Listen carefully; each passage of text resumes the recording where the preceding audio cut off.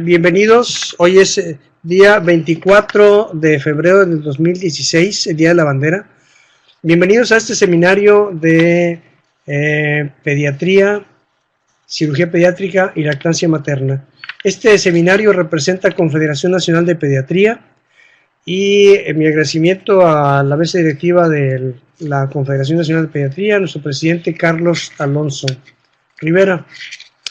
El día de hoy tenemos un tema muy interesante y es un tema que ha desencadenado mucho prurito y mucha inquietud de parte de nosotros. El conferencista del día de hoy es el doctor Carlos Aguirre Velázquez. Él es neurólogo pediatra. Él es egresado de la Facultad de Medicina de la Universidad Autónoma de Nuevo León. Estudió pediatría en el Hospital Infantil de Monterrey. Hizo neurología pediátrica en el CENA, el Centro de Neurología para Niños y Adolescentes, con el doctor Raúl Calderón González. Él es de los primeros certificados, este es un buen dato histórico, los primeros certificados en neurología pediátrica. Su número de certificaciones de los más pequeñitos es 013, hacer una idea de los años que tiene certificado el doctor y practicando la neurología pediátrica. Él estaba jubilado del sector salud y él era jefe de servicio de neurología del Hospital Infantil de Monterrey y después del Hospital Materno Infantil. Actualmente está jubilado del sistema, pero ahorita es profesor del TEC Salud y se dedica a su consulta privada aquí en Monterrey y en la ciudad de Matamoros, Tamaulipas. El día de hoy el tema es sobre cannabis medicinal y su utilidad en neurología pediátrica. El doctor nos va a decir en qué momento abrimos las preguntas, me voy a permitir abrir las mismas y dejamos dos o tres al final de la plática. Vamos a empezar la conferencia, le doy la palabra al doctor Carlos Aguirre.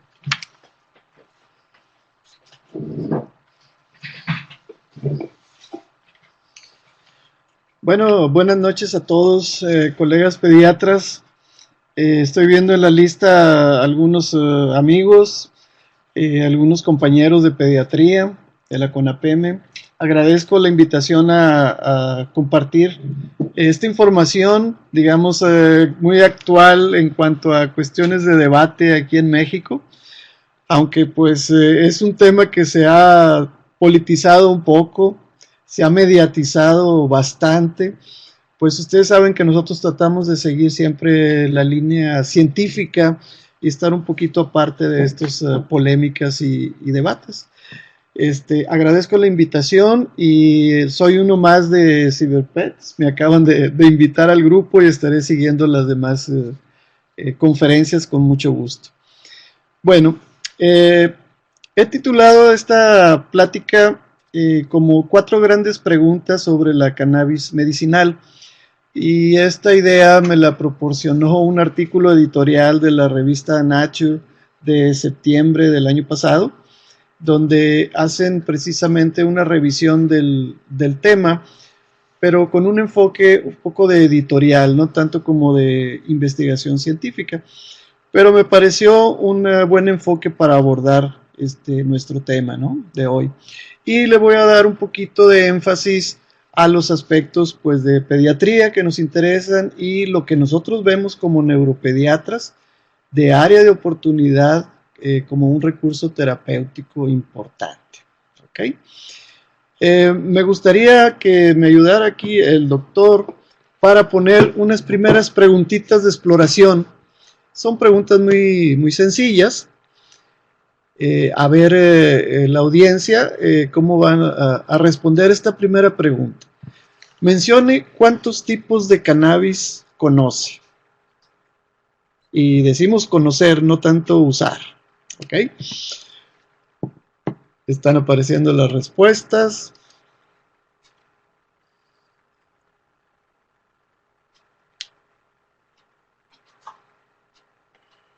Vamos a dar un poquito de tiempo que se junten el acumulado de respuestas.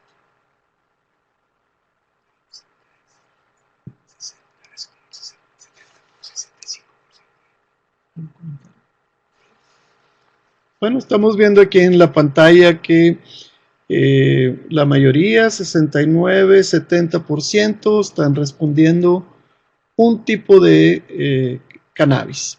Muy bien. Podemos pasar a la segunda pregunta.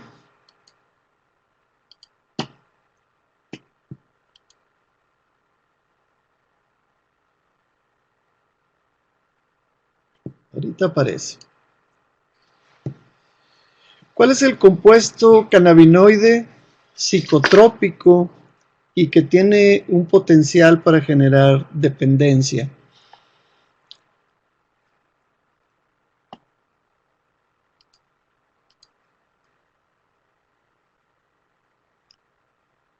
Muy bien, aquí se ve claramente cómo el grupo está indicando la respuesta correcta en la mayoría de los casos. O sea, 90 y tantos %. Muy bueno. Muy bien. Vamos a pasar a la tercera pregunta.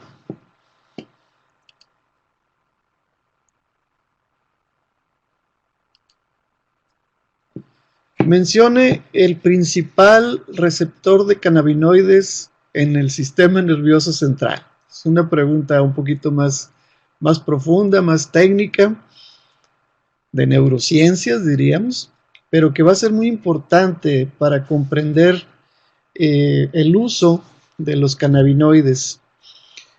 Y estamos viendo aquí las respuestas un poquito más dispersas en el grupo.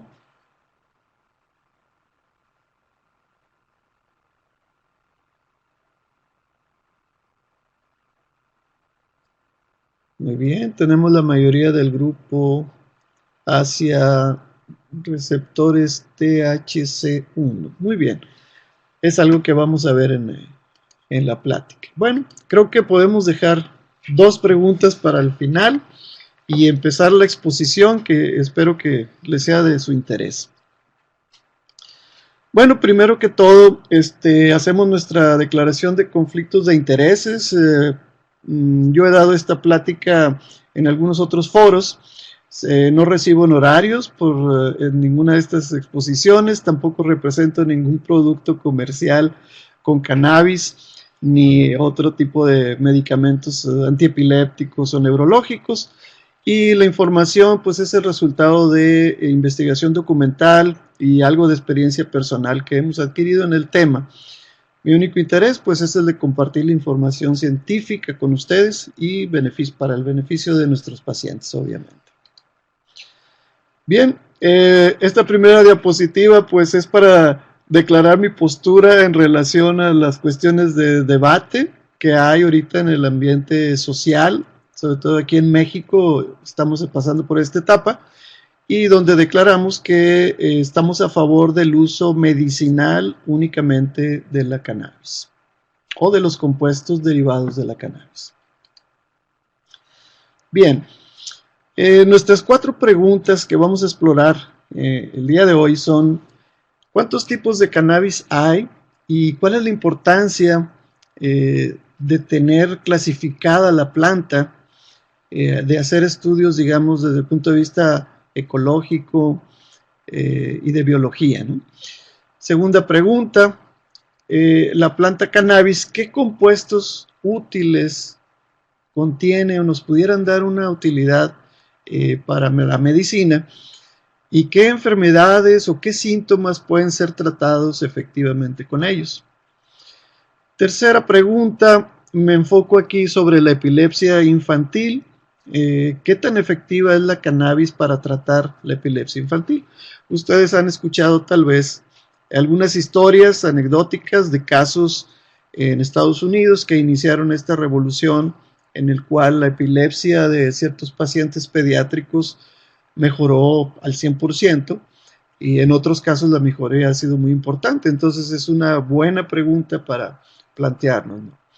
Y finalmente, ¿cuál sería la mejor manera para desarrollar medicamentos basados en cannabis? ¿Qué características debiera tener idealmente un medicamento de la cannabis y que pudiéramos usar nosotros en pediatría? Bien, en relación a la primera pregunta, se ha estudiado ya desde hace una década el aspecto, digamos, del genoma de la planta. y se ha descubierto que es una planta muy antigua aquí en el planeta. 27.8 millones hace que apareció esta planta derivada del humulus. El humulus es una especie que se utiliza para la producción de cerveza, ¿sí? Es la que le da el sabor amargo y ciertas tonalidades al gusto. Ustedes saben que aquí en nuestra ciudad de Monterrey apreciamos mucho la cerveza, somos productores y consumidores de la misma, ¿no? Entonces es un dato interesante. La cannabis está emparentada genéticamente con el humulus. Y la investigación genética de la planta se presentó en el 2010, ¿verdad? Por un botánico inglés.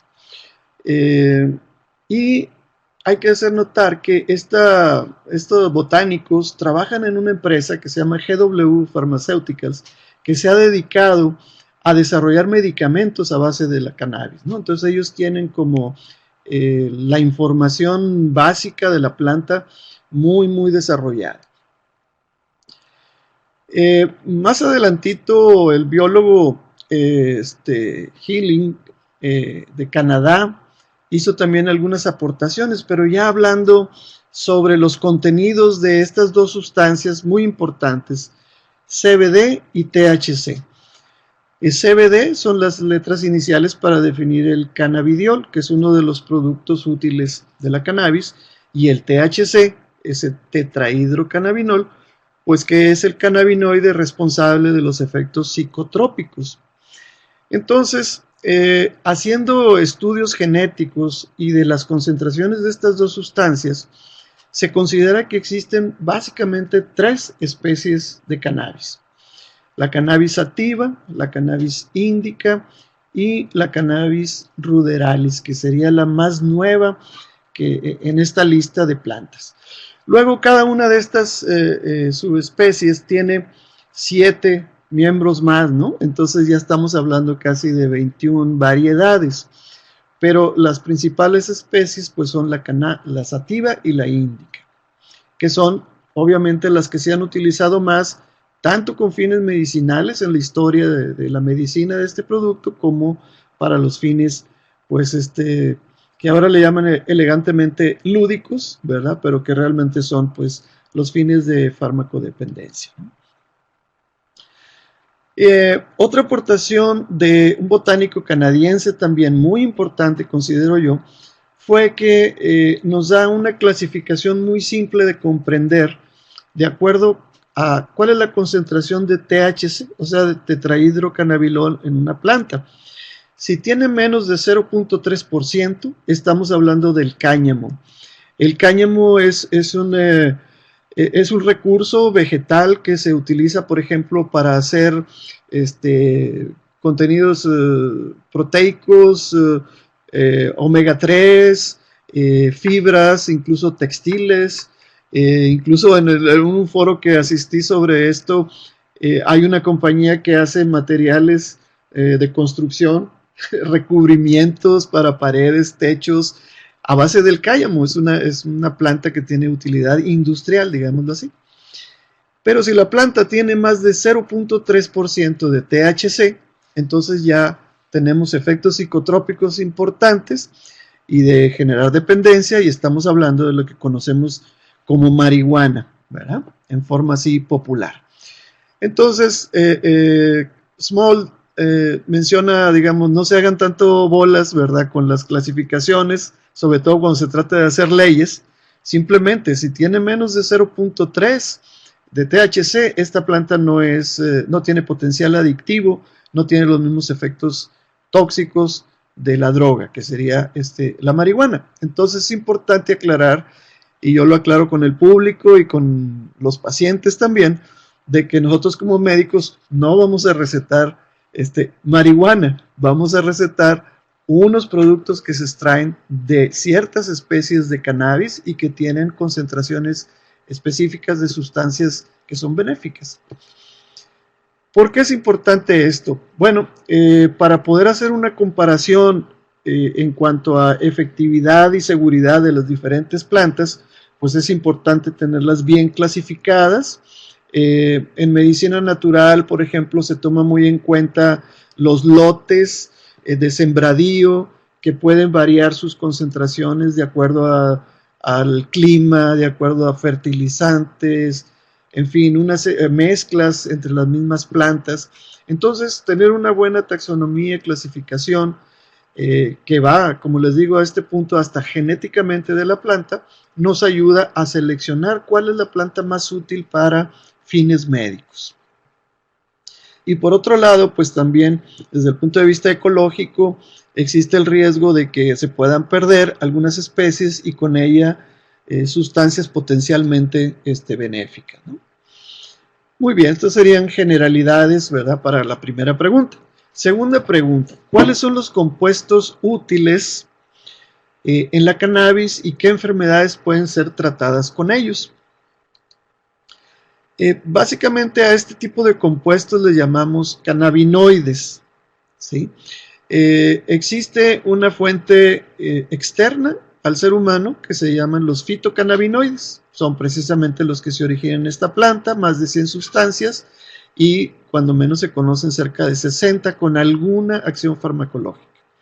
Y por el otro lado tenemos los endocannabinoides, que son las sustancias que produce nuestro sistema nervioso en ese sistema cannabinoide, y que básicamente son dos, la anandamida y el 2-AG, que es un nombre químico sumamente largo, es más fácil recordarlo de esta manera, ¿no? Entonces tenemos los fitos y los endocannabinoides. Los cannabinoides son sustancias que pueden tener efectos psicoactivos, ¿sí? Interactúan con los receptores endógenos, con este sistema de llave y cerradura, ¿no? Bien conocido en la neurotransmisión. Es una sustancia que va a acoplarse a un receptor específico y al acoplarse entonces tiene un efecto sobre los canales de calcio, los canales de sodio, potasio, y eso va a modificar la liberación de neurotransmisores en la hendidura sináptica. Entonces, estos cannabinoides, a la actualidad podemos decir que tenemos tres orígenes: los naturales, que serían el THC, tetrahidrocannabinol, el cannabinol y el cannabidiol, que son las principales sustancias con efectos terapéuticos que conocemos actualmente. Ya hay algunos productos sintéticos que imitan a los cannabinoides, como es el dronabinol, el nabilone y el nabiximols. Son sustancias que ya están comercialmente y tienen algunas aplicaciones clínicas que mencionaremos más adelante. Y el endógeno, digamos, principal es la anandamida, que es la que produce nuestro cerebro, ¿no?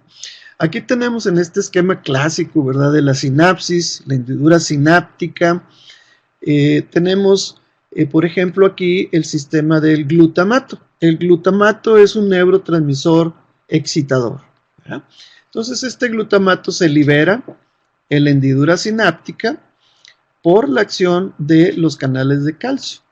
¿Esto qué va a producir? Una estimulación en la membrana de la neurona postsináptica. Muchas gracias. La membrana postsináptica, que sería esta de aquí. ¿Ok? Bueno, entonces, ustedes saben que a partir de aquí, pues la despolarización continúa, esta señalización de una neurona a otra, ¿no? A través de este puente químico. Pues bien, el sistema de los endocannabinoides se activa en el momento que la membrana postsináptica se despolarice. Se genera la anandamida y esa anandamida, fíjense cómo regresa a la hendidura sináptica y va a unirse a un receptor específico, que es el CB1, el que llamamos receptor de cannabinoide 1. Entonces, este mecanismo es muy interesante porque se ha llamado mecanismo de inhibición retrógrada, es decir que de cierta manera lo que hace el sistema es informar a la neurona presináptica que ya se dio el efecto estimulante o que el efecto estimulante es demasiado y entonces lo va a inhibir. Entonces, ¿cuál es el efecto final de este sistema? Es una disminución en la excitabilidad neuronal. Y muchos de los efectos que vemos tanto de el tetrahidrocannabinol como del cannabidiol, tienen que ver con la inhibición de la liberación de neurotransmisores, ¿no? Entonces el mecanismo se llama de inhibición retrógrada.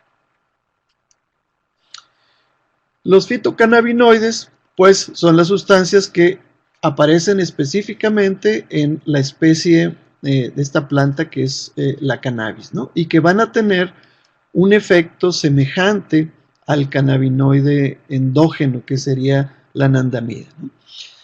Cuando tenemos la planta en su estado natural, fresco, o sea, en el cultivo o la planta silvestre, sus raíces, sus tallos, las hojas, las flores, incluso las semillas, contienen los diferentes tipos de cannabinoides. En este estado bioquímico se les llama simples, formas simples. Aquí teníamos la molécula del cannabinol y este sería el ácido tetrahidrocannabinólico. En esta propiedad química, estas sustancias no son activas, ¿sí? En la planta, digamos, fresca. Entonces, lo que pasa cuando esa planta se corta, se deseca o se quema, ¿verdad? Entonces se producen un mecanismo de descarbolización en el proceso de secado y se producen fitocannabinoides ácidos y algunas formas neutras que ya son activas. Entonces aquí tenemos la forma activa, cannabidiol, el tetrahidrocannabinol, que es la sustancia psicotrópica, y algunos otros cannabinoides, ¿verdad? Cannabinocromene y el cannabigerol, que no nos interesan tanto, pero estos dos son las sustancias principales con efectos sobre el sistema nervioso central. Entonces necesita pasar la planta por ese proceso, ¿no? de secado o de combustión, y pues de ahí el uso que se le ha dado tradicionalmente de fumar la planta para obtener estos efectos psicotrópicos, ¿no? Entonces, los fitocannabinoides van a estimular los receptores directamente, CB1 y CB2. Entonces aquí viene la respuesta de una de las preguntas, ¿no? El principal receptor de cannabinoides se llama el CB1. Entonces tenemos una influencia muy específica y muy interesante. Por ejemplo, el tetrahidrocannabinol va a ir a estimular específicamente el receptor CB1 en el sistema nervioso central y en algunos lugares del sistema nervioso periférico. En cambio, el cannabidiol, que es el producto que estamos utilizando más, tiene un efecto sobre los dos receptores, CB1 y CB2, pero es un efecto indirecto que aún todavía se está investigando. Y finalmente el cannabinol, otro de los cannabinoides útiles, solamente va a tener efectos sobre los receptores CB2. Aquí hay algo bien interesante, porque la distribución, como ustedes ven en la imagen, de los receptores, el celeste, pues se concentra en el sistema nervioso, pero luego vemos cómo los CB2 están más distribuidos en nuestro organismo. Eso es muy interesante porque nos da dos vías de acción principales, una sobre el sistema nervioso y la otra de los CB2 sobre el sistema inmunológico, algo de mucho interés para los pediatras, ¿no? Aquí tenemos una fotografía de las moléculas, cómo se parece la anandamida al THC, ¿verdad? Es la imitadora de la anandamida, el THC, ¿no? Bien, ¿qué hacen estos receptores ya en acción? Bueno, el CB1 principalmente, que está en el sistema nervioso central y periférico, se concentra principalmente en el hipocampo, cerebelo y corteza cerebral. Y como mencionábamos, reduce la excitabilidad neuronal y la liberación de neurotransmisores. Desde ahí, al escuchar esto, ya empezamos a pensar que si algunas patologías, como es la epilepsia, su sustrato fisiopatológico es la hiperexcitabilidad, pues entonces este producto pudiera tener un efecto benéfico, ¿no?, sobre los CB1. El CB2, por otro lado, se concentra en el sistema inmunológico, vaso, amígdala, leucocitos. No tiene efectos psicoactivos. y tiene una influencia muy importante sobre los mecanismos de la inflamación, las citoquinas, dando como resultado un efecto potente antiinflamatorio, entre otros. Bien, aquí tenemos un mapa un poquito más extenso, donde podemos ver los CB1 en verde oscuro, donde se localizan. Chequen el cerebro, pero vean también los pulmones, y de ahí algunas aplicaciones en asma bronquial, por ejemplo, en el sistema digestivo, ¿verdad? Algunas aplicaciones también hay en la enfermedad de Crohn, ¿verdad? Algunas patologías. El CB2, en color oro, pues básicamente en sistema inmunológico, y en algunas áreas encuentras de los dos: hígado, médula ósea, páncreas, sistema inmune.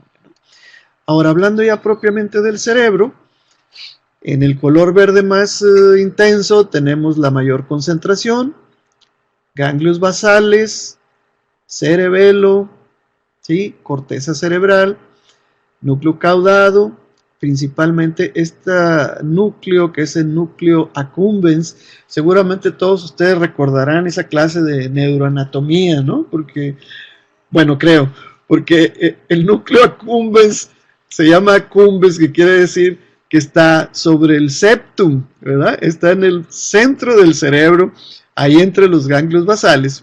Pero es muy importante porque saben que este núcleo es el que modula la respuesta del placer y la respuesta de la recompensa.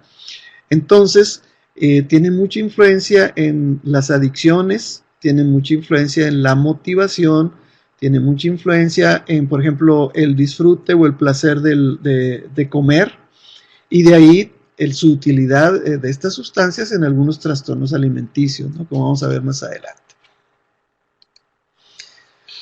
Muy bien, entonces, en resumen, el efecto de estos cannabinoides que van a estimular, digamos, primero los receptores CB1 y CB2, final de cuentas van a actuar como neuromoduladores y en sistema inmunológico como un inmunomodulador. ¿Ok?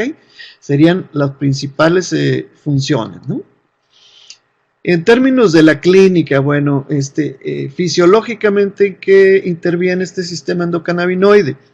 Pues en la regulación del apetito, el placer, la recompensa, como mencionábamos ahorita, la regulación del dolor, algo muy importante. Sabemos que nuestras abuelas aquí en México y el pueblo indígena, ¿verdad? Desde tiempo inmemorial utiliza la marihuana en alcanfor o en alcohol, frotado para tratar el reumatismo, las artritis, porque tiene algún efecto sobre el dolor y es una sustancia que se puede absorber por la piel, ¿no?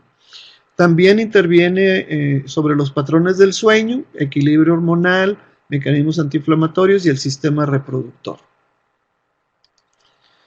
Bien, aquí tenemos una bonita planta de cannabis, ¿verdad? Esta zona donde están las flores es la zona que contiene más concentración de cannabidiol, que es la que nos interesa a nosotros muchísimo, aunque sabemos que las hojas también son muy apreciadas por la concentración de THC. Bueno, ¿cuáles son los compuestos útiles que nos puede dar la cannabis en medicina? ¿Y qué síntomas o enfermedades podemos tratar con ellos, ¿no? Está este artículo, no pretendo que lean esta diapositiva, está demasiado cargada, pero es una tabla publicada en la revista de Neurología en 2012, donde hace un concentrado este doctor Javier Fernández del Departamento de Bioquímica de la Universidad Complutense de Madrid. Y está muy, muy didáctico porque nos pone primero en una columna las diferentes funciones donde interviene el sistema endocannabinoide y luego cuáles son las utilidades terapéuticas que pudiera tener de acuerdo a la regulación sobre esas funciones. Entonces, vamos a ver una síntesis, hice unos cuadritos para sintetizar esta información. Entonces tenemos aquí, por ejemplo, en el área motora, el sistema nervioso lo que va a hacer es una inhibición del movimiento o de la estimulación, excitabilidad motora, ¿no? En el sistema de nociocepción sobre analgesia espinal y supraespinal. En las funciones de memoria y aprendizaje, modula la extinción de la memoria y potencia la memoria a largo plazo. Cognitivo, motivación, la emocionalidad, ansiedad y el sistema de recompensa. Ahorita no he hecho mucha mención al efecto, digamos, psicotrópico, ¿verdad? Versus el efecto médico. Ahorita estamos hablando básicamente de lo que pudiera ser una oportunidad en medicina, no de los efectos de la droga. Sobre la regulación neuroendocrina, la estimulación o la liberación de la hipófisis, en el vómito, importante, los circuitos de náusea y vómito, y acuérdense que es un neuromodulador, entonces nos puede ayudar con esos síntomas. Regulación de temperatura, la ingesta y el apetito, y también se ha hecho cierto aporte en investigaciones sobre la sobrevivencia neuronal. Al controlar el glutamato, disminuir el estrés oxidativo y disminuir la activación glial, entonces tiene un efecto, digamos, neuroprotector. Y de hecho se ha estado utilizando en algunas enfermedades degenerativas o el Alzheimer, ¿no? Entonces, vamos a poner ahora aquí las enfermedades y cuál sería el efecto terapéutico. Del área motora, al reducir el movimiento por esa menor estimulación, entonces tenemos reducción de los síntomas de la corea, disminuye el temblor, las disquinesias e incluso los tics. Entonces, se han estado haciendo ya algunos protocolos sobre Parkinson, Huntington y la enfermedad de Gilles de la Tourette con cannabinoides. En los mecanismos del dolor, para el tratamiento del dolor crónico, neuropático o de origen inflamatorio. En aspectos de memoria y aprendizaje, por ejemplo, esto es muy interesante, la extinción de la memoria ansiógena. La memoria ansiógena es el mecanismo que produce el síndrome de estrés postraumático, en el que la persona tiene estas vivencias, ¿verdad? Como de volver a vivir el evento traumático y entonces se genera un ataque de pánico, una crisis de ansiedad. Entonces, estos cannabinoides disminuyen la memoria ansiógena y entonces tienen una utilidad en ese tipo de estrés postraumático. Y refuerzan la memoria, decíamos, remota o a largo plazo y puede ayudarnos en la amnesia del Alzheimer. En aspectos cognitivos sobre la modulación del sistema de recompensa, pues puede ser de utilidad en el tratamiento de los pacientes adictos a drogas, alcohol, porque les disminuye la ansiedad, disminuye ese apetito, ¿verdad? Que está desencadenando un sistema de recompensa desinhibido. Entonces, estos cannabinoides lo van a modular, ¿no? En el caso del vómito, pues se ha utilizado mucho ya para disminuir los efectos de la quimioterapia y también puede ayudar en los aspectos del apetito, aumentando la ingesta. Es un orexígeno y entonces se ha utilizado en anorexia nerviosa, en las caquexias, por cáncer u otras enfermedades de consumo y también en algunos pacientes con obesidad. Finalmente, como un neuroprotector, ¿verdad? En insultos agudos o degenerativos, en los casos de asfixia, accidente cerebrovascular, traumatismo craneoencefálico, esclerosis lateral amniotrófica y en la esclerosis múltiple. Y esto es bien interesante porque si vemos que es un neuromodulador, entonces nos va a ayudar con el dolor y la espasticidad del paciente con esclerosis múltiple, pero también como es un inmunomodulador, nos puede ayudar a disminuir esa respuesta inmunológica exacerbada, ¿no? Bien, compuestos sintéticos, los mencionados que ya existen, por ejemplo, estos tres, aquí están algunas de las presentaciones ya comerciales. Obviamente que estas no tienen ninguna limitación legal, ¿verdad? Porque son sintéticas, dronabinol, ya producidos en laboratorios de empresas farmacéuticas, y entonces se pueden vender en forma libre. El problema que tenemos son con los productos de extracción de la planta. que son, aquí tenemos dos ejemplos de ellos, lo que es el Charlotte's Web, que es el extracto de la cannabis que se hizo famoso por la paciente Fiji, que tenía una epilepsia de DUS muy severa y que se revirtió completamente la epilepsia utilizando este producto Charlotte's Web. Hay que mencionar que el Charlotte's Web tiene un pequeño porcentaje, menos del 0.1% de THC, y el resto es CBD, o sea, cannabidiol. Y tenemos este otro producto, Hemp Oil, que estos son extractos puros de cannabidiol, que aquí en México, afortunadamente, las autoridades de COFEPRIS acaban de autorizar la importación para su libre venta y su libre receta de los productos que contengan exclusivamente CBD, o sea, cannabidiol. Y por lo tanto nos han facilitado ya este recurso terapéutico. Muy bien, esta es otra de las diapositivas imposibles que les traigo, pero es para que tengan una idea de cómo se están mapeando las posibles utilidades de los cannabinoides, ¿verdad? Esta es una publicación de la revista Moléculas del 2014, donde vienen las enfermedades: Parkinson, Huntington, Alzheimer, esclerosis múltiple, esclerosis lateral amiotrófica, hipoxia, isquemia y epilepsia, y luego mencionan cuáles son las sustancias que pueden ayudar, por ejemplo, tetrahidrocannabinol y cannabidiol. Acá tenemos el CB51, que es otra sustancia diferente, ¿verdad? Y finalmente tenemos en dónde actúa, en qué receptores, y en la última columna están las aplicaciones clínicas, ¿verdad? Que ya no alcanzan a leer, pero es para que tengan la idea de cómo estamos avanzando en el conocimiento de esta planta. Muy bien, entonces tenemos todavía algunos minutos para presentarles algo de información sobre los cannabinoides en el tratamiento de la epilepsia pediátrica, ¿sí? Esto es algo, digamos, relativamente nuevo, que se ha estado investigando en protocolos ya un poco más formales. Existen muchísimos reportes anecdóticos, hay otros artículos de encuestas, ¿verdad? Reportes de casos, pero este es un primer trabajo que lleva ahí el doctor Devinsky, Orrin y Daniel Friedman en Colorado, con el uso de cannabidiol, extracto de cannabidiol en epilepsias sumamente severas, ¿no? Entonces, la fundamentación de utilizar esto, pues es lo que todos sabemos, que tenemos cerca de 20 a 30 anticonvulsivos, pero aún así, un 30% de los pacientes epilépticos no controlan sus cuadros convulsivos.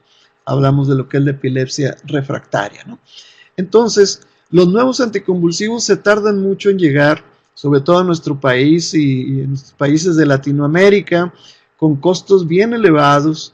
Entonces, se va abriendo una brecha entre la necesidad que tenemos de los pacientes y los recursos terapéuticos. Entonces, esta brecha se ha empezado a llenar con productos naturales y en especial con lo que es el cannabis, ¿no? Aunque se han mejorado los perfiles de seguridad, todavía los anticonvulsivos, sobre todo en polifarmacia, tienen muchos efectos secundarios e interacciones que afectan la calidad de vida de los pacientes. Entonces andamos buscando control de la epilepsia, pero también mejoría en la calidad de vida, ¿no? Entonces se necesitan nuevos tratamientos, ¿verdad? Para llenar esta brecha entre la necesidad y la oferta que hay de buenos anticonvulsivos, y es algo que está ocupando cada vez más estos productos del cannabidiol, ¿no? Hice una pequeña investigación ahí en el Clinical Trials y me encontré 18 estudios que están en proceso utilizando cannabinoides para tratar convulsiones, ¿no? Y tenemos síndromes graves como el Dravet, como el Lennox-Gastaut, que si a ustedes les ha tocado a algún paciente, estas epilepsias son devastadoras, producen un retardo del desarrollo psicomotor muy importante, ¿no? Entonces, se están empezando a utilizar primero en las epilepsias más severas, ¿no? Las evidencias del efecto anticonvulsivo del cannabidiol, ¿verdad? Tenemos aquí, por ejemplo, en el 2013, reportes de casos, 19 niños con extractos de cannabis. De esos 19, 2 niños quedaron libres de crisis y 8 redujeron un 80%. Claro que este tipo de reportes pues tienen el sesgo de la observación, no son estudios controlados, y entonces no tienen mucho peso en la evidencia, ¿no? Sin embargo, están ahí reportados en la literatura ya muy formal, ¿no? Como en esta revista de epilepsia. 2015, este ensayo, 75 pacientes con extracto de cannabis en Colorado, 33% de los casos mejoró más del 50% en la reducción de las crisis. No sé si ustedes estén enterados, pero aquí en Monterrey vive la primera paciente con epilepsia que se trató con cannabinoides, la niña Grace, que ha hecho un movimiento social. Incluso hay una asociación ya que se llama Por Grace, que está agrupando pacientes con epilepsia, pediátricos, y esta niña me consta en lo personal porque lo conozco, el caso, ha mejorado en los primeros 3 meses más del 50% de sus crisis, de tener 200, 300 crisis al día, y su estado neurológico muy alerta, la niña ya duerme normalmente, en fin, una mejoría bien importante. Incluso el electroencefalograma de esta niña Grace, también el patrón mejoró muchísimo, y ella es portadora de un síndrome de Lennox-Gastaut, ¿no? De los más graves en epilepsia. Estudios de seguridad son muy importantes para nosotros, sobre todo como pediatras, ¿no? Entonces, hay algunos ensayos, por ejemplo, con el Epidiolex, que es un extracto, fíjense, 99% cannabidiol y menos de 0.1% de tetrahidrocannabinol, de farmacéuticas, GW Farmacéuticas. ¿Recuerdan de dónde eran los biólogos que hicieron la investigación genética de la planta? Bueno, pues es la misma farmacéutica que va a sacar próximamente el Epidiolex. Este estudio se está llevando a cabo en Estados Unidos, ya se concluyó y les voy a mostrar los resultados. Esto es lo que está haciendo la empresa de investigaciones en Dravet, Lennox-Gastaut, esclerosis tuberosa, otros síndromes epilépticos y otras epilepsias refractarias. Algunos van en la fase 3 de investigación y ya estamos teniendo algunos resultados aquí en el 2016. El producto se llama Epidiolex, tiene 100 miligramos de cannabidiol por mililitro, solución oral, es como un aceitito que tiene un poco de saborizante para que sea más tolerante, ¿no?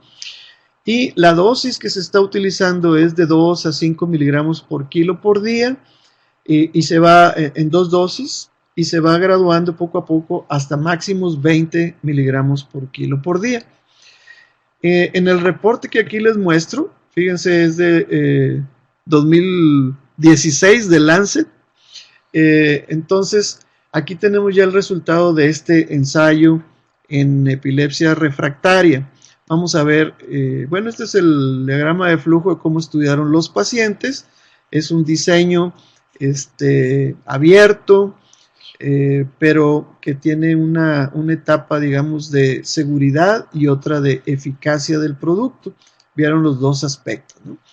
La población, fueron 2 grupos, uno de 162 y otro de 137 niños, ¿verdad? Los diagnósticos pueden verlos en este cuadro: Dravet, Lennox, disfunción cerebral, algunas epilepsias genéticas, esclerosis tuberosa, síndrome de Aicardi, que es una malformación cerebral, epilepsia mioclónicas, como la de Dus,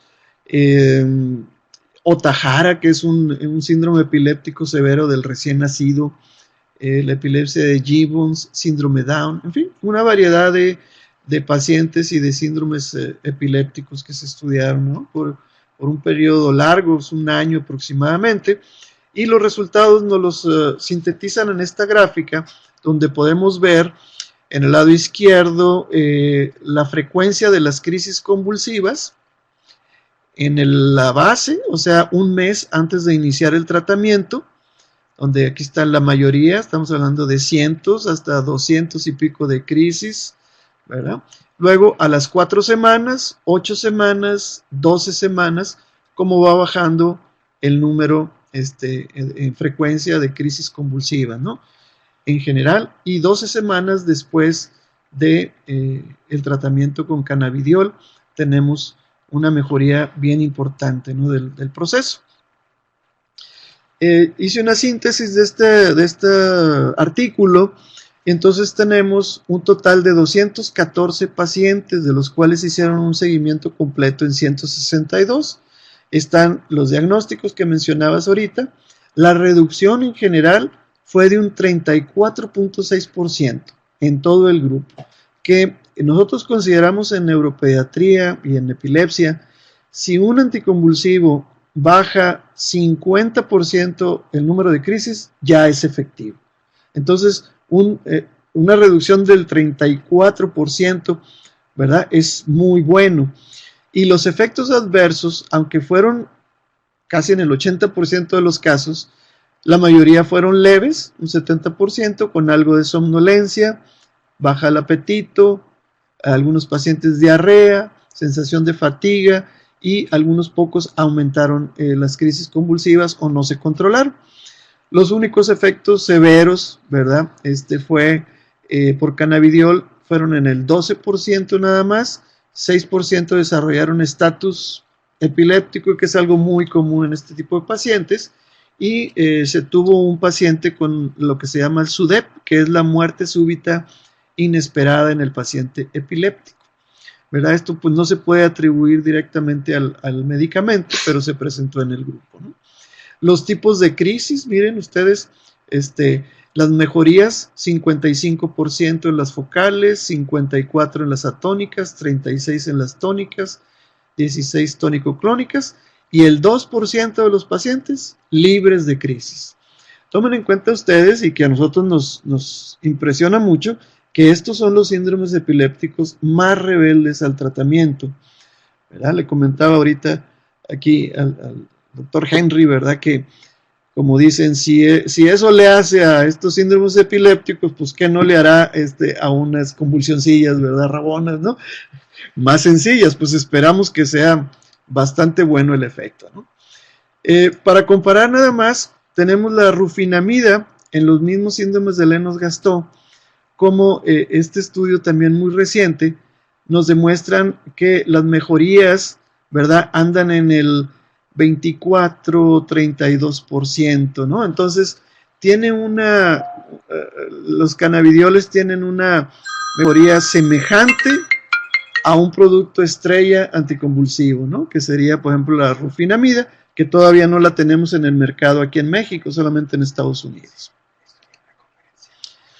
Muy bien, entonces existe ya alguna evidencia importante, ¿verdad? Más al hacer revisiones en Cochrane, ¿sí? Por ejemplo, se concluye que no es posible dar conclusiones confiables de la eficacia en el tratamiento de la epilepsia, tomando en cuenta la falta de estudios randomizados y controlados adecuados. Es decir, yo solamente me encontré 2 reportes que utilizaron placebo con números de muestras de pacientes de 8 o 10 pacientes, cuando mucho. Entonces, bueno, la conclusión de este estudio de Cochrane, que es de hace 2 años, pues dice que todavía no hay la suficiente evidencia. Estamos de acuerdo. Sin embargo, estamos haciendo una línea de investigación, ¿no?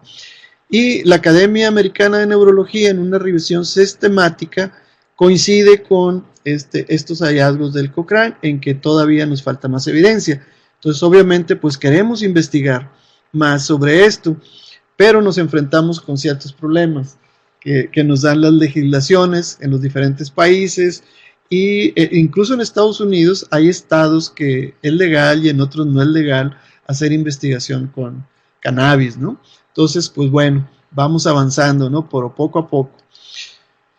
¿Y cuál sería, por último, el medicamento basado en cannabis ideal? Pues bueno, aquí tenemos que considerar que ya sea un extracto de la planta directo, tendría que ser muy puro, ¿verdad? O sea, contener solamente cannabidiol, sin THC. o algunos productos que pueden ser combinados. Con cierta proporción de THC parece ser que se potencia el efecto, por ejemplo, en dolor o en epilepsia. Debe haber una pureza farmacológica para darle seguridad a nuestros pacientes de que no haya tóxicos en esas plantas, que haya concentraciones constantes en los lotes del medicamento, que es uno de los parámetros de calidad. Las vías de administración, queremos tener varias vías, oral, nasal, tópica.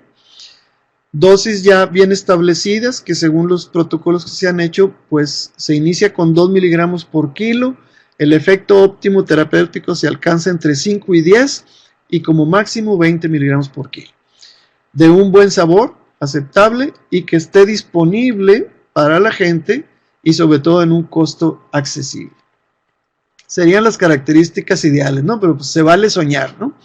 Esperemos de que algún día lo tengamos a la mano para el beneficio de nuestros pacientes pediátricos.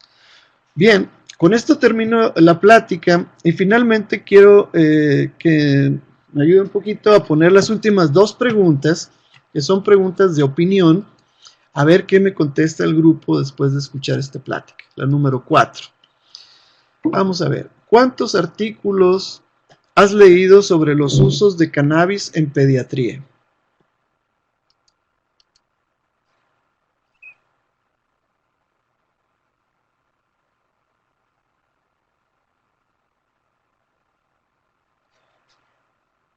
Así es, la mayor parte del grupo, ¿verdad? Estamos contestando un 67%, ningún artículo hemos revisado todavía de cannabis en pediatría. Bueno, pues hay que estar alertas porque cada vez va a haber más información.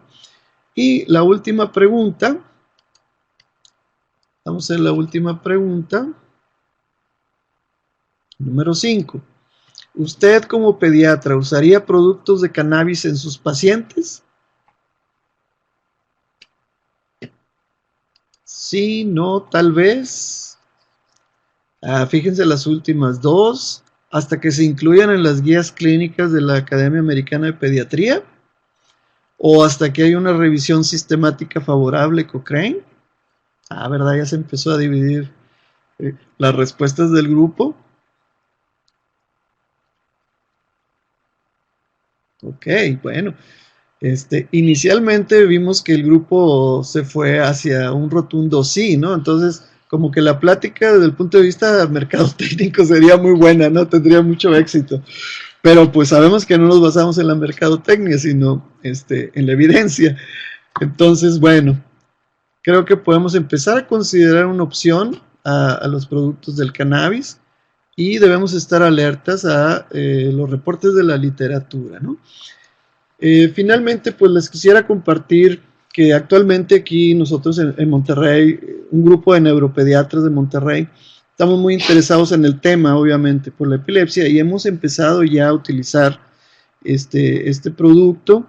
La COFEPRIS hace un par de semanas autorizó la entrada del producto y entonces ya se puede recetar y el paciente tiene que hacer un trámite en COFEPRIS para que le autoricen la importación y ya comprarlo, ¿no? Ahora, el producto ahorita es un poquito caro, más como están las condiciones del dólar, ¿verdad? Esto nos duele un poco porque pues México y Latinoamérica pues sabemos que somos productores de cannabis, ¿verdad? Desde hace mucho tiempo tenemos esa mala fama, pero se puede convertir en buena fama si hubiera una oportunidad de industrializar esta planta y de obtener productos farmacéuticos confiables, ¿no? Entonces, quisiera abrir ya algunas preguntas o comentarios que quieran hacer. Silvia Margarita Martínez Villegas nos pregunta, nos hace un comentario. A ver.